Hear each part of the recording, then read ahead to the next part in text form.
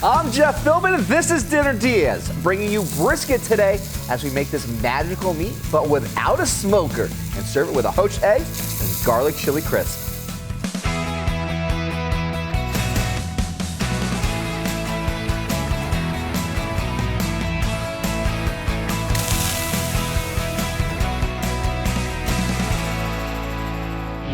Joining me for a return visit to the Dinner DeeAs kitchen is Chef Jeffrey Schlissel. He's part of FOMO Chefs, runs Bacon Cartel, and is the author of Craveable Obsessed, Journals of a Food Addicted Chef. Chef, welcome back to Dinner DeeAs. Thank you very much for having me again, Jeff. It's really great to have you here because we're making a meal that makes the most of his meat expertise today with a mock smoked brisket and a hash with poached eggs, a garlic chili crisp. I mean, come on now, my friend. Yeah, definitely, bringing it. Bringing it already, and already starting to bring some smells to the Dinner DeeAs kitchen right now, because what's going on over here? So we ended up searing this. It's about 5 to 7 minutes, and basically you trim your brisket, you take the fat, don't throw it away, because guess what? You render that down, and you then have a medium to then use that oil or the fat to start cooking your process. So when we take that out, you get this beautiful, nice golden sear on it. That's the fat cap. You're going to take this out because it still needs to be built as far as braising. So when we braise something, it has to be covered with a little liquid, and that's the medium that we cook with. Now, folks at home might be seeing that going like, well, you know, every time I go to a grocery store, I see brisket like, you know, this big. You know, what could they be doing? Could they be smoking the other pieces? I mean, could they get a cut just this big for us? You could. I mean, you can go to your supermarkets and ask the butcher there, hey, can you cut this down for me? I'm only 2 people. If you have something bigger, obviously this, you know, the Dutch oven can go a little bit bigger. If you whatever you have that you can actually end up cooking with. If you have a smoker, you can go ahead and then smoke your brisket like you normally would. But if you don't, this is the way. And we're not going to be smoking it today. So can't do it in here. We can't do it over here. So we're going to get to that here in just a second. What's next? So we're going to take this right now. It's heated up. We're going to take a little bit of this spice. This is just garlic powder, a little bit of salt, and smoked paprika. And you're doing that after you seared the brisket. Why? So the reason being is a lot of people don't realize spices in specific, especially powders, they don't hold heat very well. They get acrid or burn, and that's the burning that we don't want, the flavor. We want caramelization or charcoal. So after searing it, because you know high heat is what we need to sear things. So like pepper, don't do it. Yeah. Pepper goes on afterwards. And then once that's done, we're going to build with some garlic. Okay. We're going to just smash the garlic. It's a real easy recipe. A little garlic, a little onion. It's going to give that some flavor now, and we're going to let that just go around. And that little bit of that sticking that we talked about earlier, we called it fond.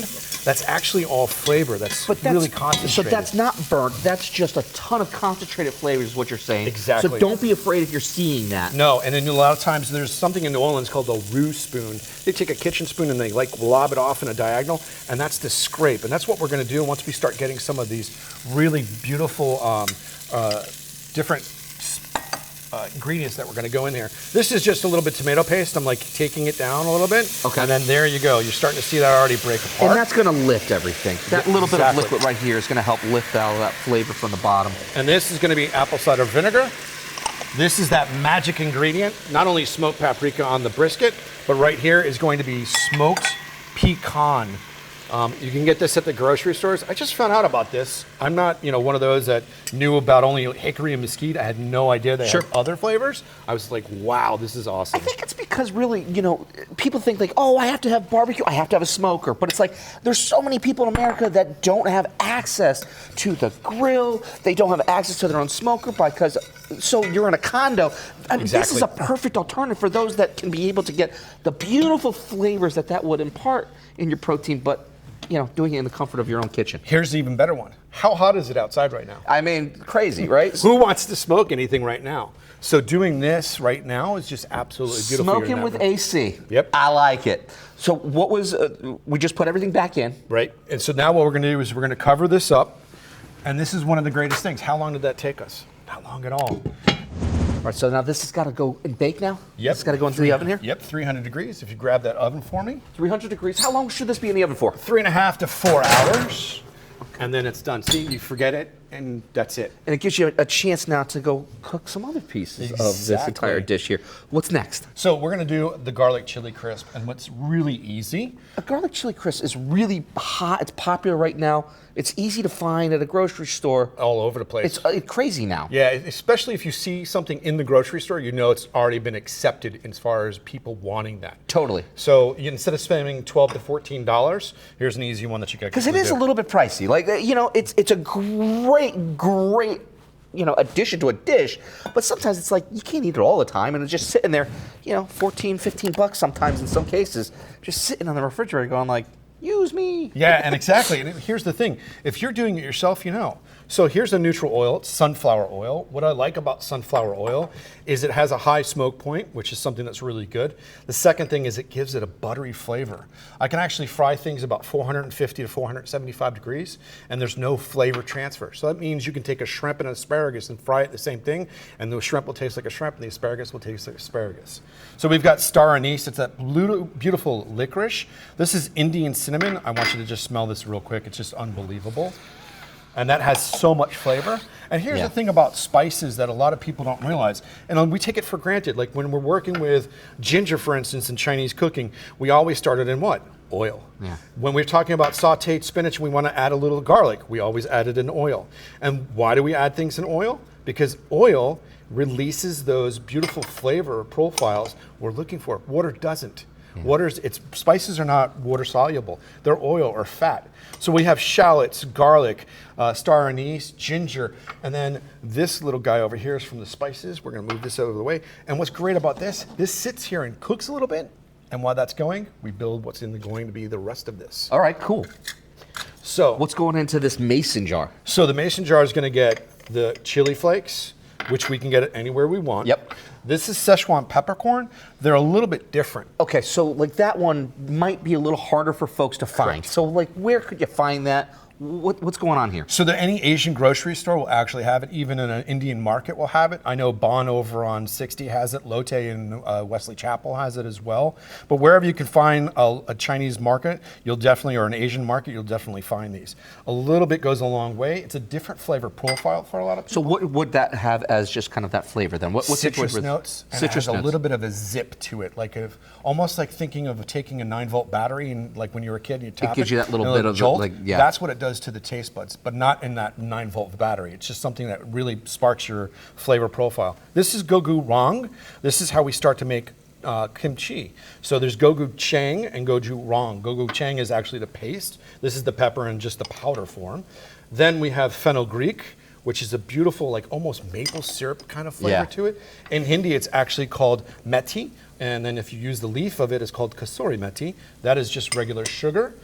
This guy over here, this guy's got a bad rap. He's MSG. MSG, believe it or not. Break it down, because like there is a bad rap about MSG, but there really doesn't need to be. No. Why and like what's going on there? So back in the 70s and 80s, there was a thing where people were like, I'm allergic to it, I get a headache from it. But here's the thing. Mushrooms is where MSG really comes from. Yeah. And they don't realize if you're able to eat mushrooms, you're able to have MSG. Here's the other thing. Hidden Valley Ranch. Do you know how much MSG is in Hidden Valley Ranch? People would be amazed to see how much is in there. MSG is just a flavor profile, and Asians have been using it for countless years, and they don't have any problem. Mm-hmm. Lemon juice instead of lemon zest, you can use either or on that one. Some scallions, and then the last but not least, I love cardamom, and this is that little seed right there. If you want to go ahead and crack it open, there's these little mini pods in there, and what this adds in is this beautiful citrus flavor notes that everybody would like to hear or smell. And what's great about this, this actually is done. So once this gets a little bit of browning to the garlic, you just take this and kind of marry them together and you have your chili crisp. And that's it. We're taking a quick break. When we come back, we recycle brisket fat to cook up our potatoes. Ahead on Dinner DeeAs.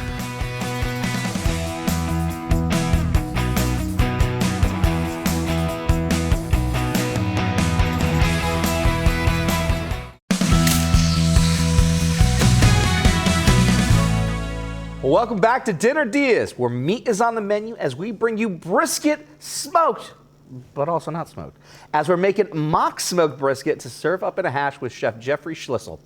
Before the break, we seared brisket, then seasoned it when it was out of the pan to stop the seasoning from burning, using smoked salt, smoked paprika, and garlic powder.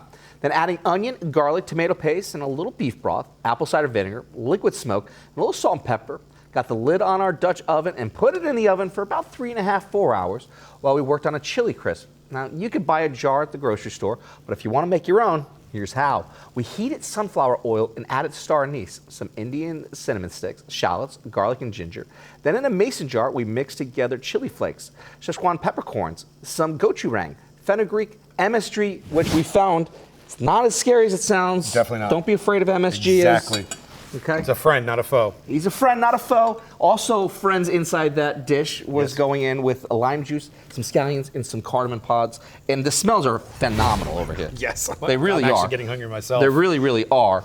But we're going to come to those in just a little bit here. We've got some potatoes that you've already worked on to get them to this stage here. What did you do here with these potatoes? So instead of just blanching or boiling them in water, what happens when you have a colored potato, like a purple guy here, you'll lose that actual color from it. If you roast it for about 25 minutes at 350 degrees, they're done, and you can just slice them, put them in there, and they're ready to go. Here's the thing. You don't have to do it the day of when you're trying to make this. Do it the night before. Cool. Get your mise en place done, and then everything falls into place. Very cool. Very cool. And speaking of like having some stuff that you've done in advance, like you've got brisket fat here. Yep. Okay, this is not tallow. This is the brisket fat that was coming from what we have inside the oven. How'd you get to this? What'd you do? What's great about, utilizing everything that you can get from the animal or whatever you're buying, you're going to get the most out of it, right? And that's what we need, especially in today's economic times. So when you have the fat and you're going to trim that layer off, you just throw it into basically a pan with water and you cover it and you render it down. And what you're doing is, as you see it and it's still fat, it's still kind of globby, you just fill it back up with water and let it reduce down again. So what you're doing is the water is actually extracting the fat into it. And then once it's done, you pop it in the refrigerator. The water congeals into this jelly that you can use to add to the brisket. And the stuff on top is this beautiful brisket tallow. Okay. And what better way to cook with it, right? I love that. I love it. But again, if someone at home wasn't going to take those steps, just tallow would You work. get any would work fine. kind of beef, Butter. butter, sunflower oil, rice bran oil, any oil you have in the house. Okay. You don't have to run out and get it. You don't basically. Okay. Very cool. So we're going to add a little bit of that brisket fat to it. And this is just for that flavor part right there to help really kind of coat our potatoes here. And that's what's going to give it that Maillard or caramelization, bringing out those natural sugars. And if you can hit it with a little bit of salt and pepper to your right, chef. And what I did with this too on the black peppers, I freshly ground the black pepper. And when you freshly grind it, you get these beautiful citrus notes, not just heat from pepper. Oh man, I can smell that already. It's really, really good. To grab Chef Jeffrey's recipe for his brisket hash, visit dinnerdeas.com. Just scan the QR code in the corner of the screen to find this on your phone. All right, I'll keep an eye on over here with our potatoes because you've got to keep an eye on what was coming out of this beautiful oil here. So these are not edible. These are star anise. It's that fennel, like licorice flavor that we have. And these beautiful cinnamon sticks are coming out as well. I wouldn't throw these away at all. I'd let these dry out, and then I would make a cinnamon anise salt. And I would grind these up and actually make a salt from it. Well, very cool. So reduce, reuse, recycle Exactly. all the way through on that one there. Yeah, definitely. Okay. Here's miso. So miso is basically konji. It's a way of fermenting rice. Most people don't realize when they're having soy, it's a form of miso. This is just concentrated. This is how we make miso soup with a little dayashi and some kombu. And what I'm doing right now is taking that hot oil and I'm just mixing up so that we don't have huge clumps of miso when it goes into the oil. And then what we're gonna do is, this is so easy. You just take this, you then take it into the actual mason jar, and then you have these beautiful, look at this, how beautiful. The colors on this are absolutely fantastic. Right. And that's what you're looking for. It's just this exactly deep auburn, just getting into those mahoganies, very just light, but those browns. No, nothing really dark, nothing acrid. It's not going to give you that flavor profile. And when I say acrid, it's that burning, that charcoal that is like, it makes your nose turn a little bit. That's what we're talking about. So this oil now infuses with every ingredient that's in here. I absolutely love it. And there's some cost savings behind that too, because, you see it on the grocery stores for like $14. You could do a lot of this in bulk. And what's kind of cool about this too, you were thinking about like a nice gift to give to someone, or Oh you my want God, to do yes. something special for them to say, hey, I was thinking of you. This is an opportunity to do just that. Yeah, and you don't have to keep it chunky like I do. You can actually then take a blender and blend it down and kind of pulse it so it has particulates into it, nothing that's crunchy.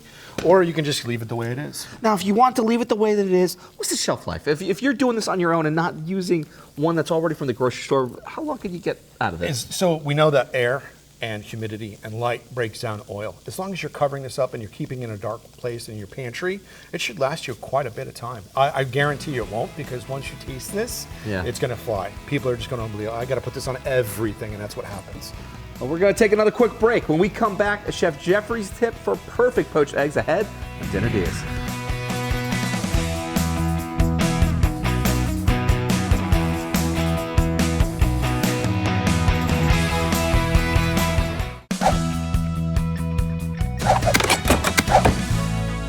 Well, welcome back to Dinner DeeAs, where we're making an idea for dinner, which also works for brunch, or lunch, or supper, if we knew when that was.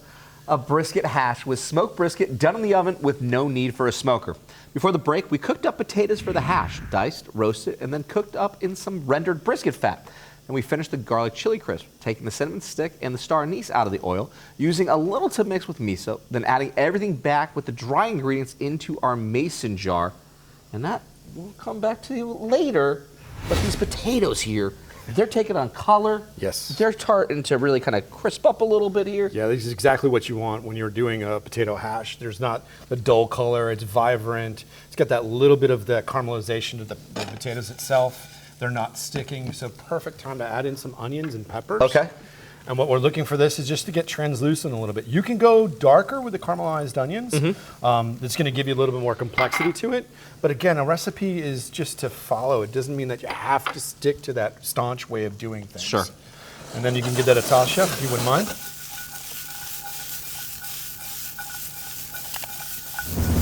Okay. And that's pretty much it. And that's really about it. Yep, you can season with a little salt and pepper. Okay. A little bit more, because you always need a little bit more love. And there we go. Boom.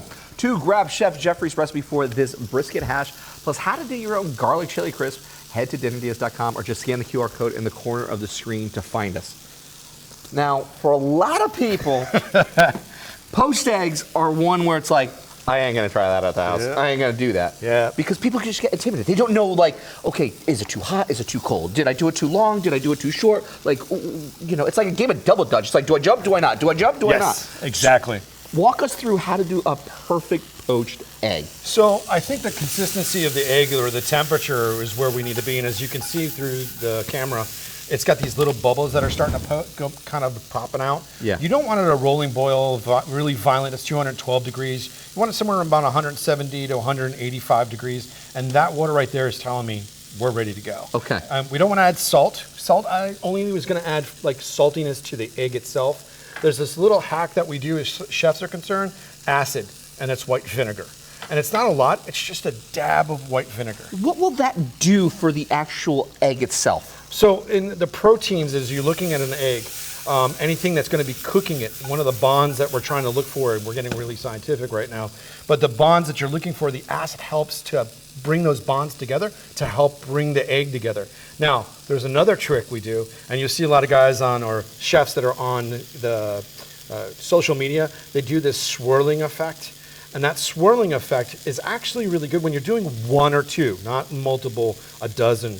When you're doing one or two, what you're doing is you're causing the egg, as you drop it in, it folds on top of each other just like that. And it will keep its shape once it hits that water. Yes. So you're not trying to really whisk it, and you weren't. You weren't going like, you know, totally aggressive with it. It was just to get a little bit of movement. Exactly. And if you look, it's actually encapsulated on top of itself. It's going to sit there, and I'm just going to let it form that outer rim. And the reason why we can get soft egg or medium poached egg or even a hard egg is that, as you know, egg whites coagulate at a lower rate, yellows or the yolk go a little bit higher. So within about 3 minutes, you're basically going to hit a soft poached egg, and it's done. And there's nothing more beautiful, too. All right, but what else is done and in the oven? Yes. Is that brisket there? Yes, sir. Let's go over there and let's grab that sucker. Now, this is a mock smoked brisket, and this is one that we started earlier. Yep. And it has just the beautiful, go ahead and smell. You get the smells of a barbecue and all that smoker from outside, but the comfort of a kitchen over here, air conditioning and everything, Right. not breaking a sweat. So that's ready to go. We're taking one last break, but when we come back, how we put all this together in today's idea for dinner ahead, Dinner Deals.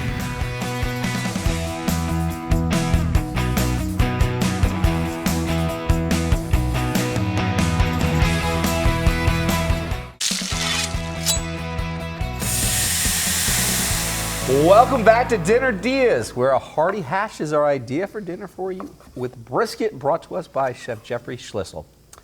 You're already going into this right over here. yeah. I can't wait. And it's, just toss it right in. And then this is creme fraiche. Creme fraiche is this beautiful, almost like sour cream.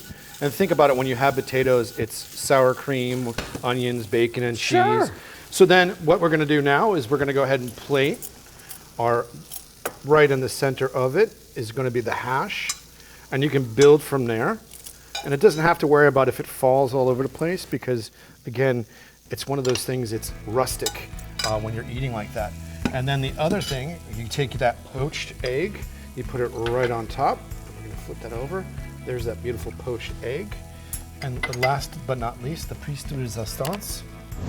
Thanks again to Chef Jeffrey Schlissel. Find out more about FOMO Chefs and Baking Cartel at our website, dinnerdeals.com, where you can grab the recipe for this brisket hash.